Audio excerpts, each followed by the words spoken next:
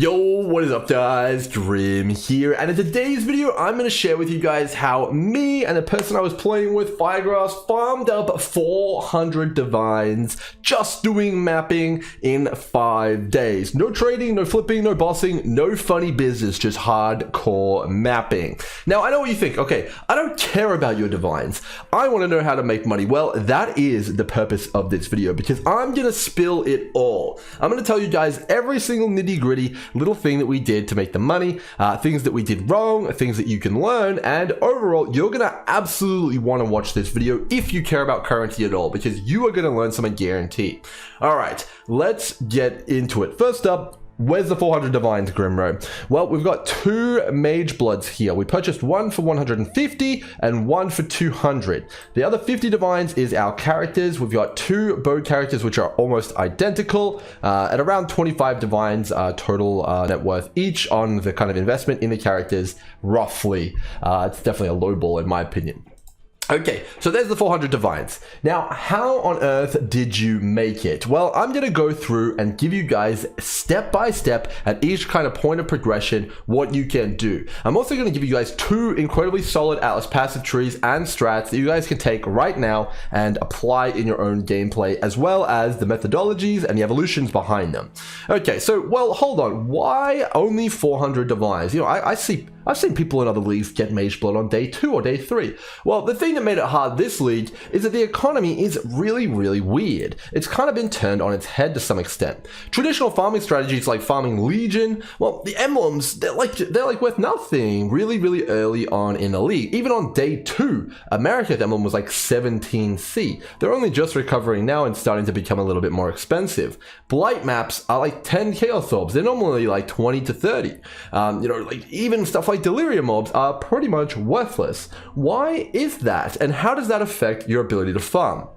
Well, I'll tell you, it affects it pretty harshly. Things that we're used to being able to farm up and, you know, get a lot of currency from aren't as lucrative as they once were before. Now, why is that? Okay, let's talk a little bit about it. Well, the new Atlas passive tree has added a ton of free accessible juice in the form of stuff like nodes like these over here. Like 4% chance to get a Delirium Orb, Delirium Mirror times 3. That's 12% chance there, and there's also more percent chance down here. It's crazy, man. You can get so much chance at getting all of the most powerful mechanics in the game, which allows free accessibility pretty much to anybody, which is a fantastic thing. But it is also going to do something funny to the economy, because when you're getting something like a Delirium Mirror for free, well, the things that come from it, they can't really be that valuable, because you're not paying anything to get it, you're just getting the thing for free. And as a result, if no investment is required to run stuff like the Delirium Mirror, well, the things that come from them will ultimately be devalued. And that's definitely the case for the Mirror, and definitely the case, in my opinion, for Legion.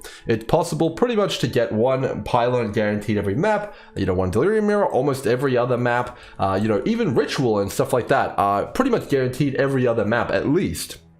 So it's definitely done a bit of a doozy of the economy, and it's definitely shaken things up quite substantially. And that has impacted the strategies which are on offer. In addition to that, we've also gotten a ton of new Atlas passives which are exceptionally powerful, which has also further shaken up the meta, you know, and turned it on its head. Now, that's not all though, because we also have the Eldritch Altar rework to consider as well, and that needed to all be figured out as well. And so all these things have combined to become a pretty interesting scenario in which it was a bit of the Wild West in terms of Atlas and currency strategies. Well, that's what this video is all about though. I'm going to give you guys all the answers so you don't have to figure them out yourself. Alright, first thing you guys are going to want to know is how we made money early. Well, we just used a combination of Essence and Chaos Recipe either in maps or in Endless Heist. Now, you can still do Chaos Recipe and Endless Heist if you're just starting out, but if you've got any sort of a competent character and you're in whites or yellows, you should definitely be speccing into Essence and farming those up as much as possible. They're very easy to sell right now on TFT, the Discord server, the Forbidden Trove. You can sell them to anyone wanting to buy bulk essences using the TFT bulk selling tool, and it's very good and very strong, and it's definitely going to save you a lot of time in the long run and give you some currency immediately. Obviously, you just take all the essence nodes, and that's going to do you pretty well. If I was in white or yellow maps right now, that's exactly what I would do. Now, the entire equation changes when you get to T14 maps, and you acquire both of the Eldritch Beacons and defeat Eater of Worlds and Exile for the first time. When you unlock the new Eldritch beacons here, the reworked Eldritch Beacons, they completely change the game on currency making. Now, in the early days of the league, in the first few days, we did not know anything about which one of these would be better, or even the drop tables that they had. So now, with all this information, I can confidently tell you, once you hit T14 plus maps, pick Exile. He is overwhelmingly way better than Eater of Worlds in every single way, shape, and form. I've farmed pretty much the better part of a Mage Blood alongside Fire on Eater of Worlds, and I've also farmed one on Exile, and I can tell you, Exile absolutely just takes Eater of Worlds to the cleaners. He is so much better, so much more consistent, and you're going to get money immediately straight from the get-go instead of having to wait for Divine Orbs to drop. Now, if you're not sure what I'm talking about, go check out my previous video on Eldritch Influence. It's going to give you a full rundown, and you're going to have your mind blown.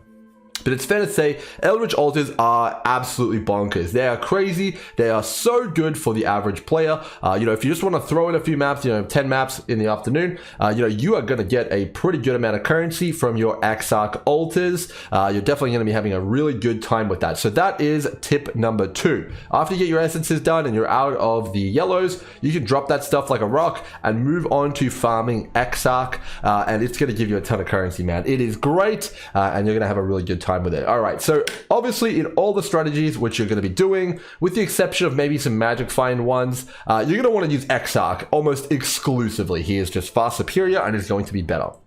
Okay, so let's move on to exactly how we made all of the currency, the hundreds of divines required for Mage Blood. Because, you're not just farming altars for hundreds of divines, are you, Grimro? Well, that brings me to the lead mechanic. Everyone's going to ask me, did you do the lead mechanic for the Mage Blood? No, I did not. So I played the lead mechanic for the first 2.5 days, pretty damn hard, pretty much constantly, and I was looking for ways to make it good for currency specifically, and without a very, very powerful and overgeared character, it just was not as efficient as farming maps. Now, that is not a write-off for the mechanic at all. Trust me, it's a pretty damn good mechanic, and it's actually a pretty strong one even for currency. So anecdotally, many people are saying that the mechanic generates about 2 divines per full run on average. Now, I can anecdotally kind of contribute a little bit to that. I have seen quite a lot of divines and exalts in there. Now, I haven't done as many runs as some other people has yet. I'm going to be number 1 soon, you better believe it. But if that is true, 2 divines on average per 32 maps, and in 100 maps, you get 6 divines is incredible. Now, the catch is, and the reason why I didn't do it, is you need an exceptionally strong and consistent character, or enough of the relics in the sanctuary to be able to consistently do it without failing. You need to get all the way through all 4 floors because the rewards are top heavy. All the best rewards are at the very end, on the final 2 floors. That's where you're going to be getting the exalts and the divines. If you're just flailing on over and over and over again on the start of floor 3 or something like that, it's not going to be profitable for you in terms of currency, and you're better off moving on and doing some maps and coming back later. Okay. So that's why we did not go forward with using Sanctum for the big majority of the grind for the Mage Bloods. So that is the mechanic out of the way. Trust me, I'm going to be doing a ton of content on it now that I'm geared. It's going to be pretty much a blast. All right, moving on.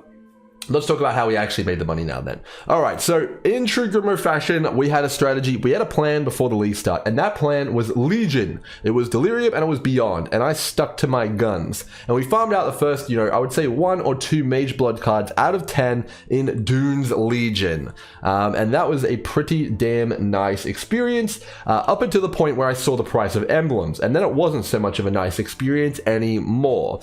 Now, while farming that, I also realized that not only were my emblems not worth anything, but the orbs I was getting as well were basically worth nothing.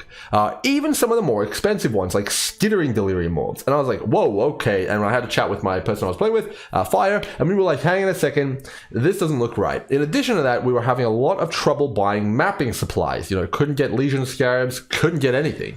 Now, that's a pretty interesting combination. So skittering orbs are really cheap, and we can't get scarabs because no one has any. Well, that's a pretty interesting combo. So we forged a new strategy together, and that was to go ahead and buy all of the skittering delirium orbs and run them ourselves. Now, this tree is basically point perfect. I've looked over it and curated it. Maybe you guys have some suggestions down below if I've missed something. But this is basically the best version of the tree which we ran. And it's overall going to be, better than what we were doing, essentially. Because we were kind of messing around and trying things out and all sorts of stuff like that. But basically, the gist of it is, if you get a strand map, a T16 strand, and you can just get a few of those, and you buy some Delirium Orbs, I'm going to throw a few out there which are really, really popular. And really will be good right now. The ones which are really good to run are Diviners, Skittering, Cartographer, and maybe Amorphous. Any of those four, if you take 3 orbs of any of those, slap it on a strand, and transmute it, not alch, because it'll make it a little hard. Make sure there's no defensive or damage mods on it.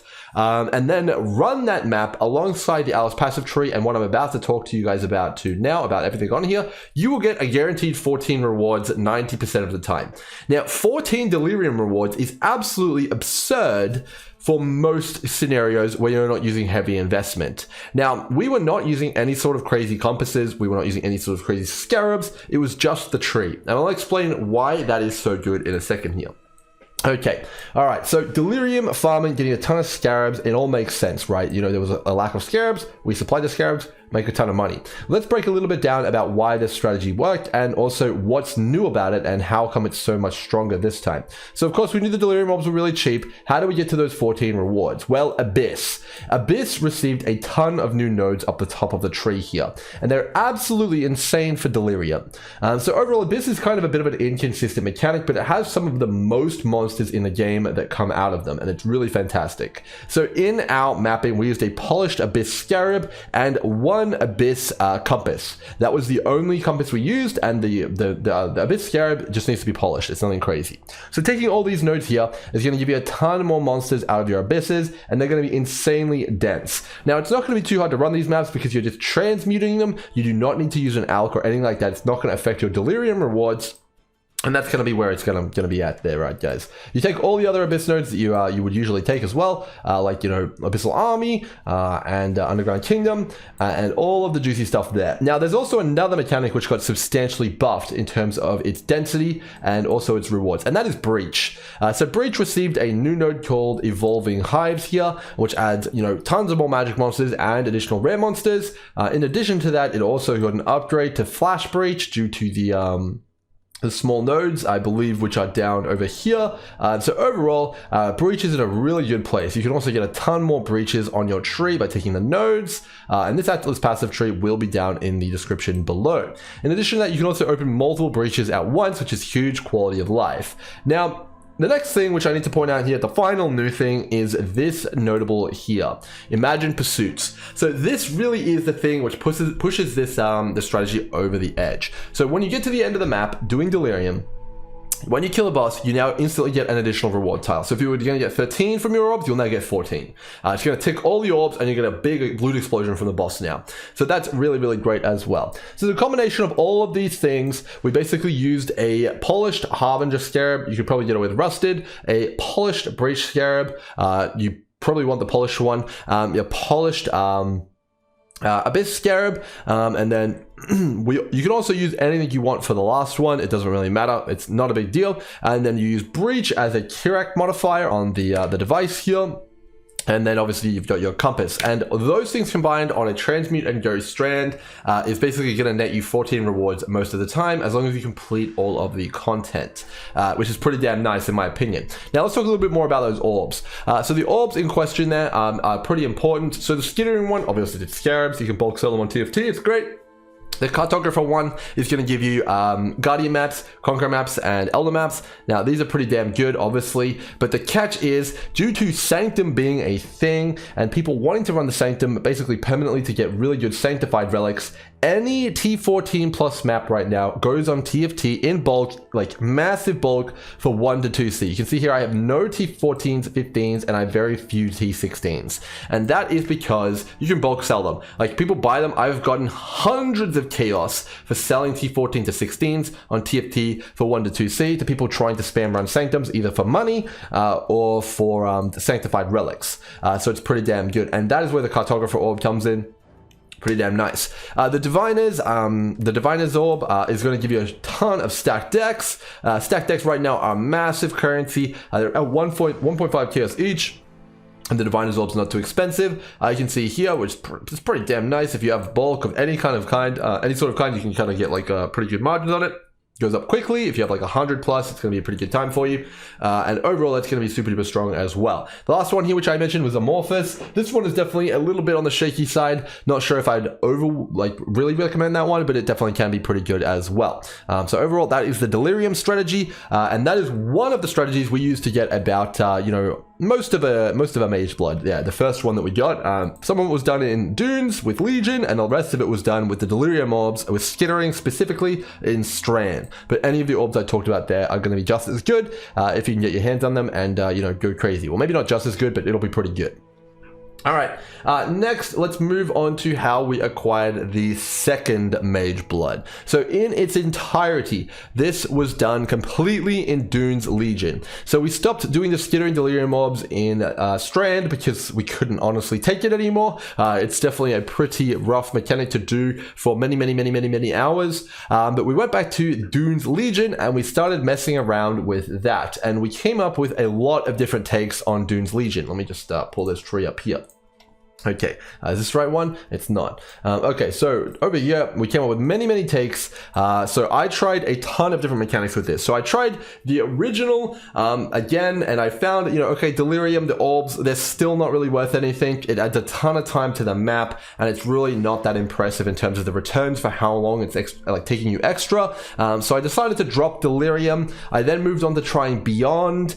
Beyond was pretty damn good for a little bit, but now the Tainted Fusings aren't really worth as much. And again, it takes a lot longer to do the maps overall. Then I tried Ritual with Legion, and that again took a long time, and I kept forgetting to do the rituals, so that wasn't any good either. And finally, I moved on at Fyregrass's suggestion to Harbinger, the blue guys. Now, everyone has been absolutely talking smack about Harbinger, saying they're garbage, they're horrible, and they're really bad. They never drop the fracturing shards. Well, I don't really necessarily think that's true. So in the final two divination cards of the second Mage Blood, I swapped over to Harbinger, and for that 2 divination cards, I've gotten about 1.5 fracturing orbs in total. Now, that might not sound like a lot, but the amount of maps that we did was not actually as many as you might think. You can actually get a substantial amount of fracturing shards from doing Harbinger, and it's definitely a pretty damn good time in my opinion if you're looking for a low maintenance kind of strategy here, which you can just add on top of what you're already doing. So if you're doing, for example, Expedition, you can add Harbinger. If you're doing Legion, you can add Harbinger. If you're doing Blight, you can add Harbinger. It's pretty good. Now, the thing about Harbinger, which I didn't know, and I've been told is the truth, is that Harbinger actually scales with increased item quantity on the map. Now, I have no idea if this is actually true, but I followed what Fire said and told me to do, and I was getting a ton of fracturing shards where other people weren't. So I don't know if this is really going to be actually a thing, but it seemed to work for me. And we'll kind of go over what I'm talking about here in a second.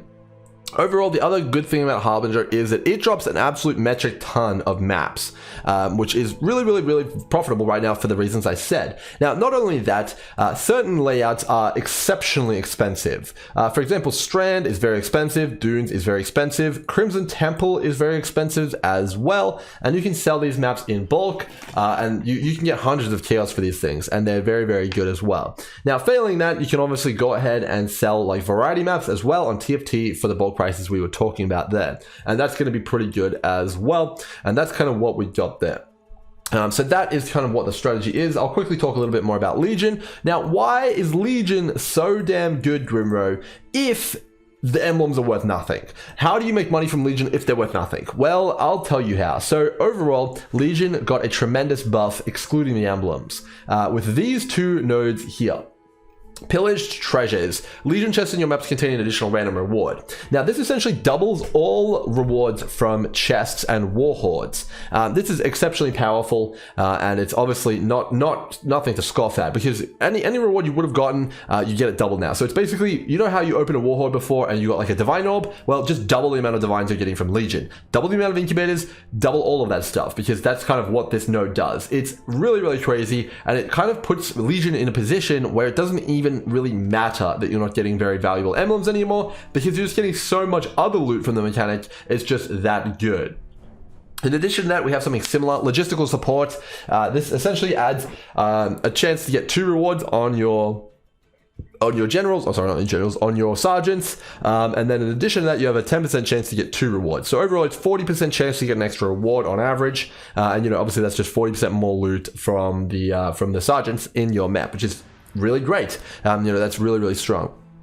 In addition to that, you get obviously a ton of chance just to spawn Legion, and also a ton of duplication and all sorts of stuff like that in terms of the splinters, which again is contributing to why they're so cheap, but you should be getting more of them overall, which is going to offset that a little bit. So this is the strategy which I think is probably the best Legion strategy right now, and I'll tell you guys exactly how I would run it right now. Okay, so overall, you basically do never want to use a gilded scarab in Legion right now, because it's just going to slow you down. Because the emblems are worth nothing basically, and the generals only drop emblems and splinters, you basically just don't want to bother with them, and that's why I haven't taken these notes here either. The generals just aren't very great. They're just gonna eat up your time and be a complete pain in the ass essentially.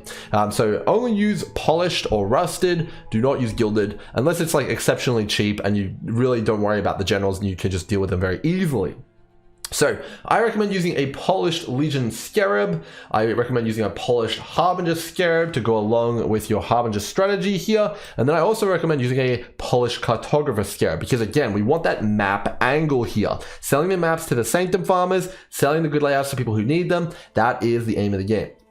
Feel free to respec your points on your favorites to kind of go with a different map which is high in demand if they're not selling on your current layout. It's very important. And then in addition to that, we're using a sacrificial fragment as well in my map device. Okay, now let's move on though. Let's talk a little bit about Kirak. You want to use the Harbinger Kirak modifier on the device. Okay, so for this strategy, some people have asked me, like, okay, well, what do you even sell? How do you even make the money? Well, overall, most of the money is going to come from your currency tab. Now, we obviously sold a lot of stuff to make the Mage Bloods, so it's not looking too full right now, but basically your currency tab is going to be flush. You're going to have a ton of Exalts, a ton of Anomalous Orbs, and a ton of Harbinger Orbs, and Ancients, and maybe a Fractured Orb, or 2 if you're really insanely lucky. That's going to be from Harbinger. You can bulk sell them. I suggest selling them in Divines, using bulk selling methods. And then in addition to that, you're going to have a ton of bubblegum currency and other things from your Legion farming. In addition to that, you should also have a ton of stacked decks and maps and stuff along those lines to sell. Let's talk incubators, because those are also another thing which people ask me about in terms of Legion. So when it comes to incubators, there's only a few of them which I actually realistically use, and that's actually these 3. So in general, I'll pick up all the other ones. I'll try and sell the other ones that I can here and there, like the Geomancer. I try and sell these, and I try and sell the Kalgurian ones as well, but these are the only ones I use. And the reason for that is because the stuff they drop is basically sellable just like that, and they also drop very commonly, and also they don't take very long to crack open. Now, what are you going to get from these? Well, this one's just going to drop you a big pile of stacked decks, which is basically chaos. We explained that earlier. This one's going to drop you scarabs, which you can contribute to your scarab tab and bulk sell on TFT. And this one is basically just going to give you a chance at getting divines, which does happen more often than you might think. Now, there's also a few other ones which could be good. You could pop Geomancers. This is basically going to give you a ton of fusing orbs. This one over here, Foreboding, may be good if it drops fracturing shards, but I haven't tested that yet myself. And that's pretty much where it stops. Those are the only ones which I would use. The rest of them are either hidden on my filter or I've accidentally picked them up.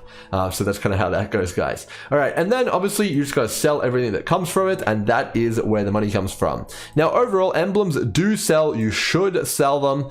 They're about 0.4 divines per set right now, and you will obviously get a ton of sets, and you can go ahead and sell those as well, and they're pretty damn good. Now, overall, what have we learned here, and what can you take away and apply to your own strategies? Well, this is just 2 strats. There is so many strats that people have come in from all different angles talking to me about and has made tons of currency with as well. There is just so much virgin territory out there for people to go out and unearth big profitable strategies that, this is just the tip of the iceberg. The things I would apply to your own strategies are as follows. Make sure you're using Exile on pretty much everything. If you're looking for a low maintenance mechanic and to kind of go along with what you're doing, either pick Harbinger or pick Essence. Those are fantastic accompaniments and they're very easy to sell, they're super liquid, and you can't really lose on them.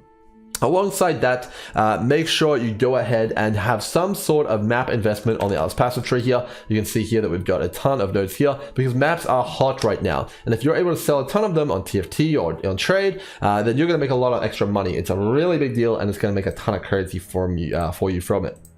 And those are the main tips. Obviously, there's a ton of other stuff, but yeah, that is the heart of the matter. That is the core. Those are the basics. And make sure you look for big opportunities in wherever you can and however you can. To throw out another few other ones, which I've seen a really big success from other people, which I haven't mentioned in this video, so not Delirium Orbs and not Legion. There is the Delirium Mirror, which can give you simulacrums, which are worth quite a lot right now. There is Expedition. I've heard logbooks are worth quite a substantial amount as well. There is Blight. I've heard the oils from Blight are very, very expensive right now. Even the red ones and the gold ones and the silver ones are all good. And the blighted maps drop like candy. You can do that into Toxic Sewer. And then in addition to that, I've also heard Breach, of all things, with the Chayula Sexton is exceptionally powerful as well. Now, if I've missed anything here, make sure you go down and check the description if you've got questions. I'm probably going to post the exact strategy of scarabs, compasses, and all sorts of stuff like that down below, and all sorts of stuff like that. Now that the big grind is out of the way, guys, the Mage Bloods have been acquired. It's time for science, and you guys know what that means. Many hundreds of map tests, really cool videos, wacky strategies, big investment on the lead mechanic. We're going to check everything out, man, and it's going to be a blast. Also expect some big endgame builds from the Grim this time. We've got some plans installed for that. So I hope you guys have enjoyed this video and you learned a thing or two. I think that this has definitely been worth the time to watch, and hopefully you guys agree. If you do, chuck me a thumbs up. If you got any feedback from me or you did like the video, chuck me a thumbs down and a comment down below. Until next time, hopefully you guys enjoyed. Cheers.